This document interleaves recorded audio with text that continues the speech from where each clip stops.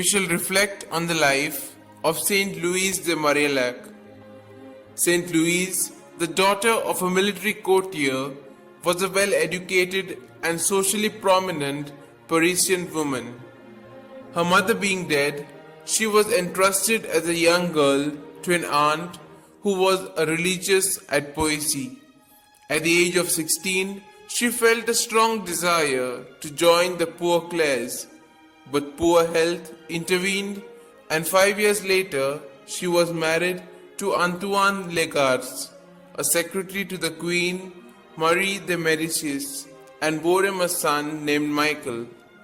With pious Antoine's approval, she devoted all her free time to works of charity among the poor in Paris, though many considered it unbecoming of her social status. In 1619, she made the acquaintance of St Francis de Sales and St Vincent de Paul. When her husband died in the year 1625, Louise placed herself entirely under the latter saint's direction and spent herself in superintending the various confraternities of charity which St Vincent de Paul had founded for the care of the needy. She also started a systematic training course for the young country girls who came to Paris to assist the ladies of the nobilities in giving personal care to the sick poor at various levels. This is regarded as the real beginning of the Sisters of Charity. For their benefit, St. Vincent de Paul began his famous spiritual conferences in the year 1634, which continued for 25 years. For 12 years, there was no written rule or constitution, and no official approval was sought for the new order.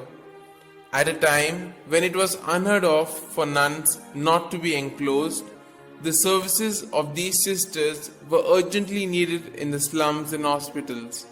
St. Vincent wanted the fear of the God to be their enclosure, holy modesty their veil, the parish church their chapel, and a hired room their cell, and charitable works their office. As their habit, the sisters adopted the blue-grey dress and white linen cornet of the peasant women of the Isle de France. That their self-sacrificing labor bore abundant fruit in evidence by the fact that the first year's work was blessed with 760 conversions from Lutheranism and Calvinism. In addition, the sisters undertook the religious and secular instruction of the poor children, starting foundling asylums, homes for the aged, the infirm and insane.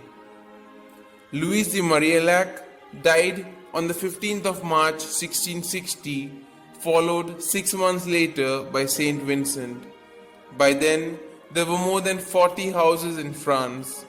Today, there are over 4,000 houses and some 40,000 sisters in all parts of the world.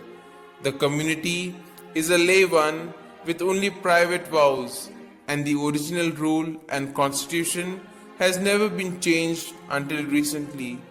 She was beatified on the 9th of May 1920 and canonized on the 11th of March 1934 by Pope Pius XI, and on the 10th February 1960 named patroness of all Christian social workers.